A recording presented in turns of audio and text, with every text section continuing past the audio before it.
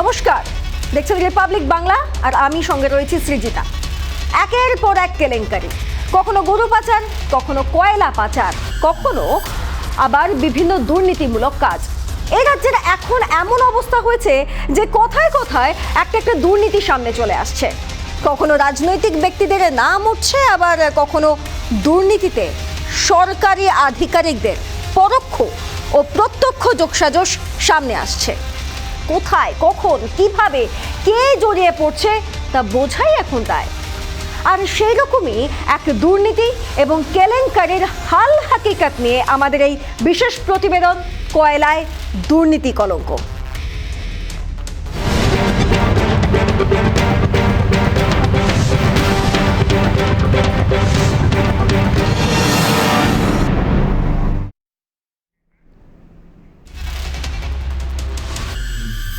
কয়লায় দুর্নীতি কাণ্ডের জালে ইসিএল এর আরও এক প্রাক্তন জেনারেল ম্যানেজার। অভিযোগ, পাচার চক্রের অন্যতম চাই অনুপ মাঝির থেকে 8 কোটি টাকা নিয়েছিলেন ইসিএল এর কয়েকজন কর্তা, যাদের মধ্যে অনেকেই এখন চাকরি থেকে অবসরও নিয়েছেন। তাদেরই অন্যতম প্রাক্তন জেনারেল ম্যানেজার সুভাষ মুখোপাধ্যায়।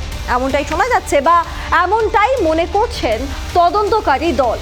প্রাক্তন ও বর্তমান মিলিয়ে এখনো পর্যন্ত সিবিআই গ্রেফতার করেছে ইসিএল এর 8 কর্তাকে।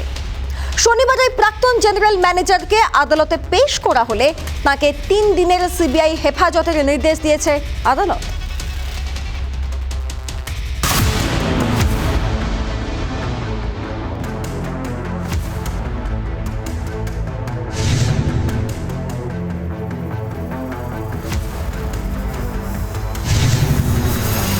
কয়লাকাণ্ডে তদন্তের জাল ক্রমশ গোটাচ্ছেন কেন্দ্রীয় গোয়েন্দারা।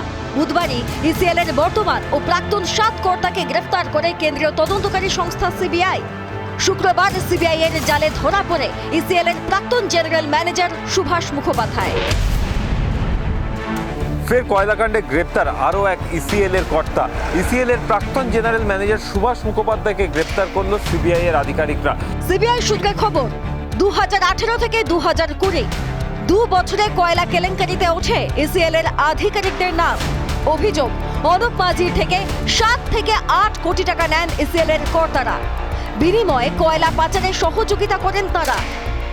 ইসিএল কর্তাদের মোটা টাকা ঘুষ দিয়ে বেআইনি কয়লা উত্তোলন হয়। কয়লা পাচারের তদন্তে সিবিআই এর নজরে কিছু ব্যাংক অ্যাকাউন্ট, সেই অ্যাকাউন্টের মাধ্যমে টাকার লেনদেন হয়েছিল বলেই মনে করছেন তদন্তকারীরা। অ্যাকাউন্ট সংক্রান্ত তথ্যের রহস্য ভেদ করতে মরিয়া সিবিআই। কেন্দ্রীয় গোয়েন্দারা জানতে চাইছেন, ব্যাংক ছাড়া অন্য কিভাবে টাকার লেনদেন হলো, টাকা কারা দিয়েছিলেন, অনুপ মাঝি কি সরাসরি লেনদেনে যুক্ত? কয়লাকাণ্ডে আরও এক প্রাক্তন ইসিএল কর্তার সিবিআই গ্রেফতারি নিয়ে তুঙ্গে উঠেছে শাসক বিরোধী দরজা। যারা যারা দুর্নীতির সাথে যুক্ত, whether it is central, whether it is state, তাদের পানিশমেন্ট হবে। And we are very happy যে আজকে এই মানুষগুলোকে ধরা হয়েছে। Even if it's tip of the iceberg, আমি আশা করব বড় বড় রাঘব বোয়াল যারা মাথার উপর রয়েছে এবং স্টেটেরও যেসব লিডার্সরা যারা এর সাথে যুক্ত, সবাইকে everybody should be ব্রট two books. গরু, কয়লা এগুলো যে জায়গা দিয়ে যায়, বর্ডার সিকিউরিটি ফোর্স কেন্দ্রীয় সরকারের অধীনস্থ সংস্থা। এর আগে গরু পাচার ক্ষেত্রে আমরা দেখেছি বিএসএফ এর একজন অফিসার তিনি ধরা পড়েছেন দোষী সাব্যস্ত হয়ে। আজকে কয়লা দপ্তরের একজন অফিসার তিনি ধরা পড়লেন দোষী সাব্যস্ত হয়ে। নিশ্চয়ই তিনি আমাদের তৃণমূল কংগ্রেসের কোনো কর্মচারী নন।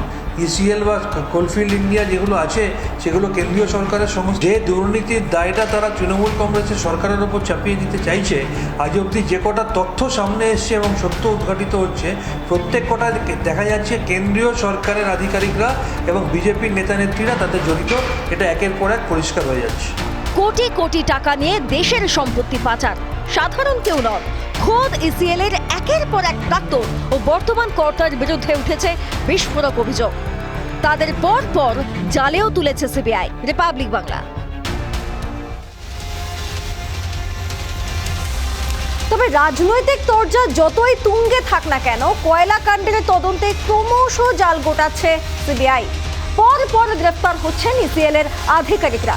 কোন দিকে তদন্ত, এখন তার দিকেই তাকিয়ে এই রাজ্যের মানুষ। এমতো অবস্থায় কয়লা কাণ্ডের শুরুর দিকে একবার ফিরে তাকাবো। কয়লা কাণ্ডের কিংপিন বলে যাকে চিহ্নিত করেছিল কেন্দ্রীয় তদন্তকারী সংস্থা, তার সাম্রাজ্যের ঠিক কি অবস্থা এখন? সেই খাদানেরই তথ্য তালাশ করলো রিপাবলিক বাংলা। রিপাবলিকের ক্যামেরায় ধরা পড়লো কিভাবে সাধারণ মানুষের জীবনকে বাজি রেখে চলতো অবৈধ কয়লা তোলার কাজ।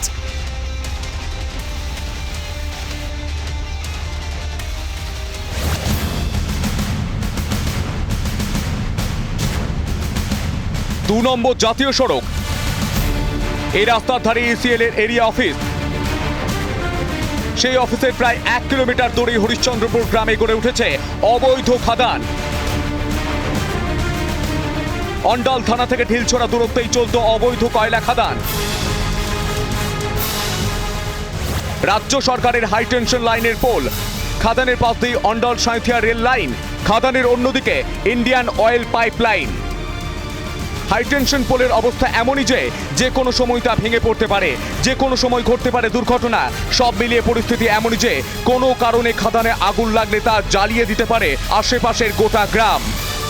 পরিস্থিতি দেখে গ্রামবাসীদের প্রশ্ন, এই খাদান থেকে রাতে মেশিন চালিয়ে কয়লা তোলা হতো, ডাম্পারে পাচার করা হতো কয়লা। ঢিলছড়া দূরত্বে ইসিএল এর এরিয়া অফিস, তা সত্ত্বেও কি করে অবৈধ কয়লা তোলা হতো? তবে কি ইসিএল কর্তাদের মদতেই দুঃসাহস দেখাতো লালা?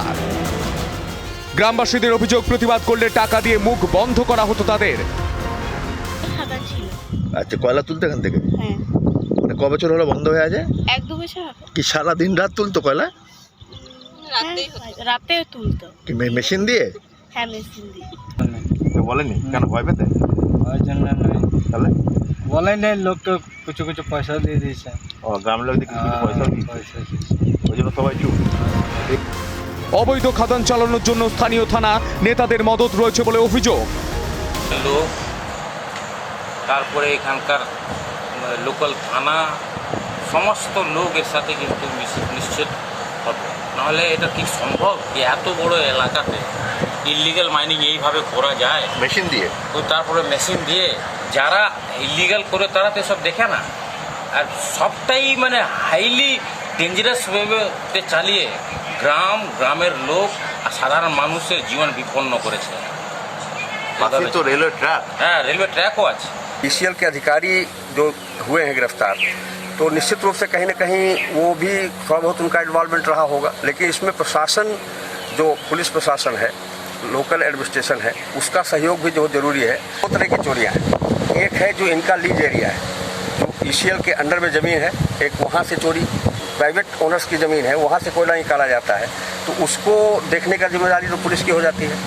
यहाँ भी जो प्रशासनिक मतलब पावर है वो पुलिस के पास है, तो निश्चित रूप से पुलिस को हमारी सिक्योरिटी को सहयोग करना पड़ेगा। तो इसमें पूरा का पूरा स्टेट गवर्नमेंट और यहाँ का सिक्योरिटी, CISF और सेंट्रल गवर्नमेंट सबको मिल करके इसको पूरा इसके पीछे लगना पड़ेगा। যদিও এই বিষয়ে মুখ খুলতে নারাজ স্থানীয় তৃণমূল নেতৃত্ব। কয়লা কাণ্ড নিয়ে সিবিআই তৎপরতা শুরু হতেই গা ঢাকা দিয়েছে এলাকার ছোট কয়লা পাচারকারীরা, কিন্তু তাদের জালের বিস্তার ঠিক কতটা তা জানার চেষ্টাতেই রয়েছেন সিবিআই কর্তারা। দুর্গাপুর থেকে রমেন মজুমদারের রিপোর্ট, রিপাবলিক বাংলা। কয়লা পাচার কাণ্ডে চলছে একের পর এক ধরপাকড়। কোথাও রাজনৈতিক নেতা, আবার কোথাও কলিয়ারের বর্তমান এবং প্রাক্তন কর্মী, কেউই রেহাই পাচ্ছেন না। এখন প্রশ্ন, কোথাকার জল কোথায় গিয়ে দাঁড়ায়? কয়লা বা গরু পাচার কাণ্ড নিয়ে যখন তুঙ্গে রাজনৈতিক টানাপোড়েন, ঠিক তখনই সাধারণ মানুষের মনে প্রশ্ন, এরপর কে, কার নাম রয়েছে তালিকায়? কয়লা পাচারে অভিযোগ অভিষেক বন্দ্যোপাধ্যায় বা তাঁর স্ত্রী রুজিরা বন্দ্যোপাধ্যায়কে আগেই জিজ্ঞাসাবাদ করেছে কেন্দ্রীয় তদন্তকারী সংস্থা ইডি। কয়লা পাচারের কথা আগেই চিঠিতে জানানো হয়েছিল এই রাজ্যের মুখ্যমন্ত্রী মমতা বন্দ্যোপাধ্যায়কে। একটা বা দুটো নয়, প্রায় 500টি চিঠি নবান্নে পাঠানো হয়। আদালতে বিস্ফোরক দাবি ইসিএলেরই ধৃত সিকিউরিটি অফিসার তন্ময় কুমার দাসের। পরিস্থিতি যখন এরকম, তখনই রাজ্য সরকারের বিরুদ্ধে নিষ্ক্রিয়তার অভিযোগ তুলেছে বিরোধী দল। পাল্টা রাজনৈতিক প্রতিহিংসার তত্ত্ব সামনে এনেছে শাসক দলও।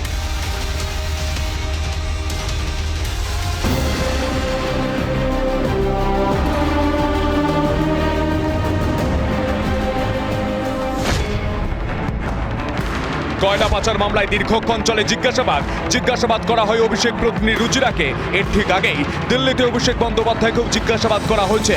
এদিকে অনুব্রত মণ্ডল, শওকত মোল্লাকেও একাধিকবার জেরা করেছে সিবিআই। কয়লা তদন্তে যে সিবিআই গতি বাড়াচ্ছে তার ইঙ্গিত তখন থেকেই পাওয়া যাচ্ছিল। বুধবার রাতে ইসিএল এর জেনারেল ম্যানেজার সহ মোট 7 জনকে গ্রেপ্তারের পর অন্তত এটা স্পষ্ট, কয়লা পাচারের কিনারা করতে খুব বেশি দেরি করতে চাইছে না কেন্দ্রীয় তদন্তকারী সংস্থা, সেটা বোঝাই যাচ্ছে। এবার কি তাহলে রাজনীতির রাঘব বোয়ালদের পালা? এই প্রশ্নই যখন উঠছে তখনই আদালতে বিস্ফোরক দাবি করে বসলেন ইসিএল এর ধৃত সিকিউরিটি অফিসার তন্ময় কুমার দাস। কয়লা পাচারের বিষয়টি ইসিএল এর সর্বোচ্চ প্রশাসনিক স্তরে তো বটেই, খোদ মুখ্যমন্ত্রীর দপ্তরেও চিঠি দিয়ে জানানো হয়েছে বলে দাবি তন্ময় দাসের আইনজীবীর।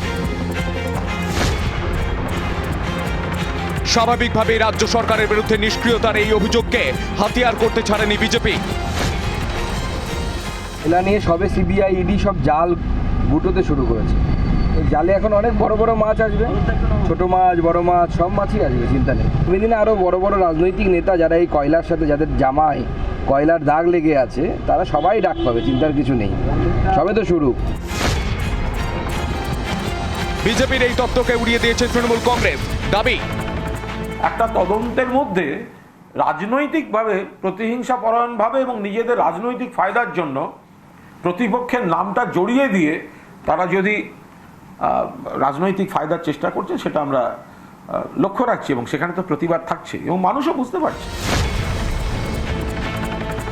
আদালতের সিবিআইয়ের দাবি, ধৃতরা প্রত্যেকেই মূল অভিযুক্ত অনুপ মাঝির কাছ থেকে নানা সুযোগ সুবিধা পেয়েছেন, কিন্তু ধৃত তন্ময় দাসের অভিযোগ যেন প্যান্ডোরা বক্স খুলে দিয়েছে।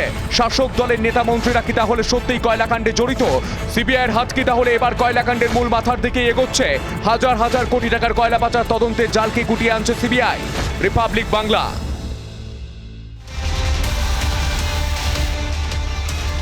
কয়লা পাচার কাণ্ডে অনেক ধরপাকড় তো চলছে, তবে রাঘব বোয়ালরা এখনো অধরাই। তদন্তকারীদের হাতে পাকড়াও হয়েছে কয়লা কাণ্ডের সঙ্গে জড়িত শাখা প্রশাখা। তবে খনির গহ্বরের মতোই কয়লা পাচার কাণ্ডে জাল যে বহুদূর বিস্তৃত তা বেশ টের পেয়েছে সিবিআই এবং ইডি। এর শেষ কোথায়? বেপাত্তা বিনয়ের খুঁজে তদন্তকারীরা।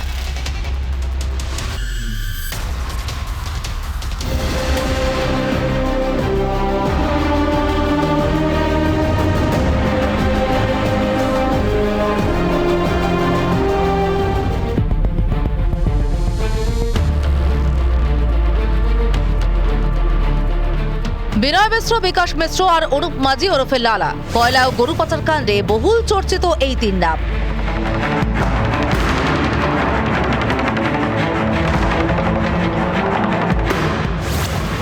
বিনয় মিশ্র দক্ষিণ প্রশান্ত মহাসাগরের বুকে দ্বীপ রাষ্ট্র ভানুয়াতুর নাগরিকত্ব নিয়েছেন বলে সিবিআই সূত্রে খবর।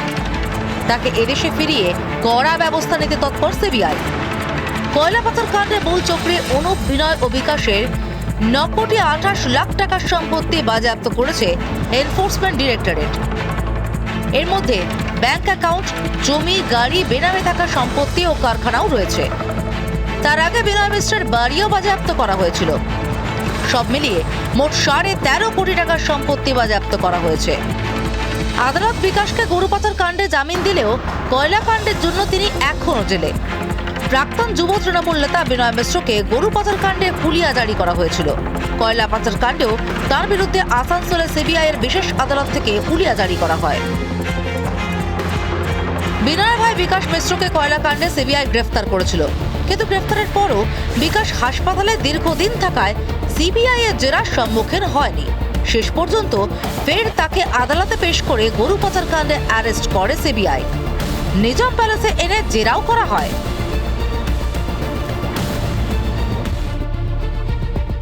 ইডির হাতেও বিকাশ গ্রেফতার হয়েছিল। সিবিআই এর দাবি, বিকাশকে হেফাজতে পেলেও বিনয়কে জিজ্ঞাসাবাদ করা প্রয়োজনীয়। গরু ও কয়লা পাচার কাণ্ডে বিনয়কে জিজ্ঞাসাবাদ করে এই ঘটনার উৎসস্থলে পৌঁছতে চায় তদন্তকারী অফিসাররা। কয়লা পাচার কাণ্ডে মূল অভিযুক্ত বিনয় মিশ্রের বিরুদ্ধে সম্প্রতি বড় পদক্ষেপ করেছে ইডি। এবার বিজয় মালিয়া, নীরব মোদীদের মতোই বিনয়কে ফিউগেটিভ ইকোনমিক অফেন্ডার বা অর্থনৈতিক অপরাধে পলাতক আসামি ঘোষণা করতে দিল্লির পাতিয়ালা হাউস কোর্টের দ্বারস্থ হয়েছে এনফোর্সমেন্ট ডিরেক্টরেট। সূত্রের খবর, পাতিয়ালা হাউস কোর্টে বিনয় মিশ্রকে আর্থিক অপরাধী ঘোষণার দাবিতে আবেদন জানিয়েছে ইডি।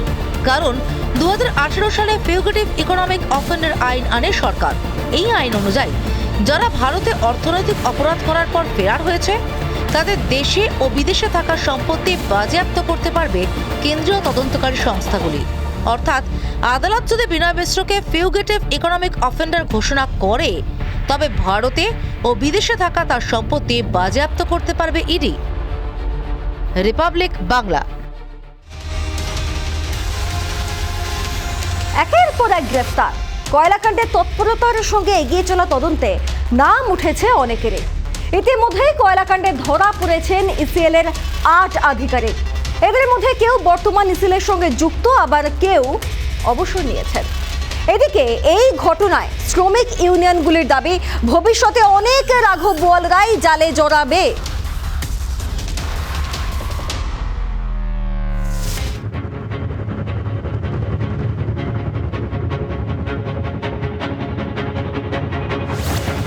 কয়লা মাফিয়ার সঙ্গে আঁতাতের অভিযোগে চলছে গ্রেপ্তারি। কখনো সিবিআইয়ের হাতে গ্রেপ্তার ইসিএল এর প্রাক্তন ও বর্তমান আধিকারিকরা, আবার কখনো রাজ্য পুলিশের সিআইডির জালে ছোটখাটো কয়লা চোরাচালানকারী। দাবি খোদ ইসিএলই ঘুঘুর বাসার হদিশ মিলতেই পাণ্ডবেশ্বর অন্ডালের মতো খুনি অঞ্চলে পড়েছে শোরগোল। এরপর কার পালা, সেই আতঙ্কেই এখন দিন কাটছে অনেকের।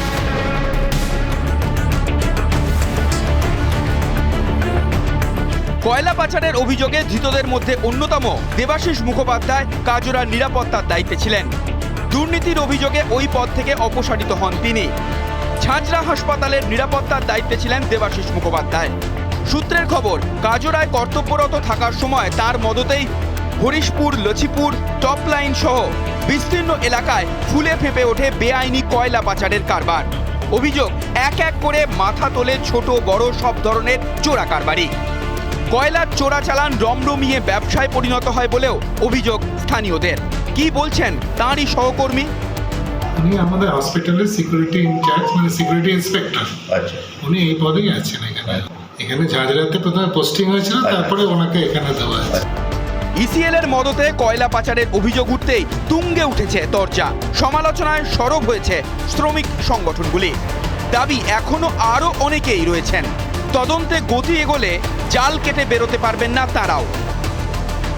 গভর্নমেন্ট চেঞ্জের পরে যেভাবে হচ্ছে কয়লা লুট হয়েছে, ইসিএলটা আজকে যে এত টাকা লস হচ্ছে, এত 50 মিলিয়ন টন টার্গেট ছিল, 31 মিলিয়ন টনের কাছাকাছি আমরা করেছি, প্রায় 2200 কোটি টাকা লস করেছি। কয়লা পাচার কাণ্ডে সিবিআই তদন্তের মধ্যেই আসানসোলে কয়লা পাচারের পর্দাফাঁস। 10ই জুলাই দুজনকে গ্রেপ্তার করে সিআইডি। অভিযোগ, দীর্ঘদিন ধরেই কয়লার চোরাই ব্যবসার সঙ্গে জড়িত ওম আগরওয়াল ও যুধিষ্ঠির ঘোষ। সিআইডি সূত্রে জানা গেছে, ধৃত ওম আগরওয়াল অবৈধ কয়লা ব্যবসার সঙ্গে যুক্ত।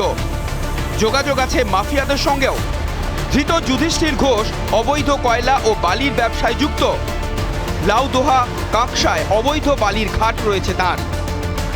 পুলিশের দাবি, এই দুজনকে জিজ্ঞাসাবাদ করে অনেকের নামই উঠে আসবে।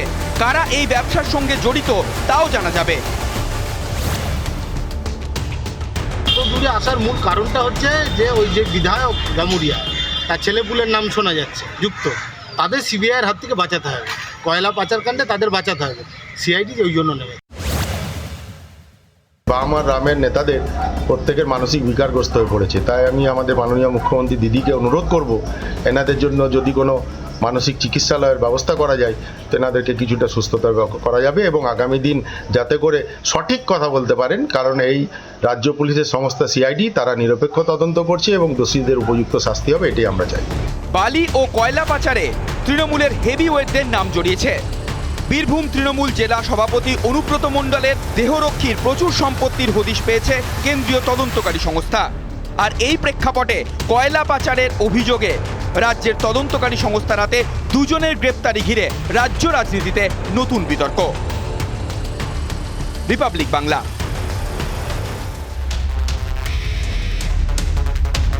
কয়লায় দুর্নীতি কলঙ্ক।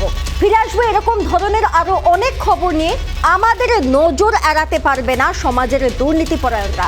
আজ এই পর্যন্তই। দেখুন রিপাবলিক বাংলা, কথা হবে চোখে চোখ রেখে।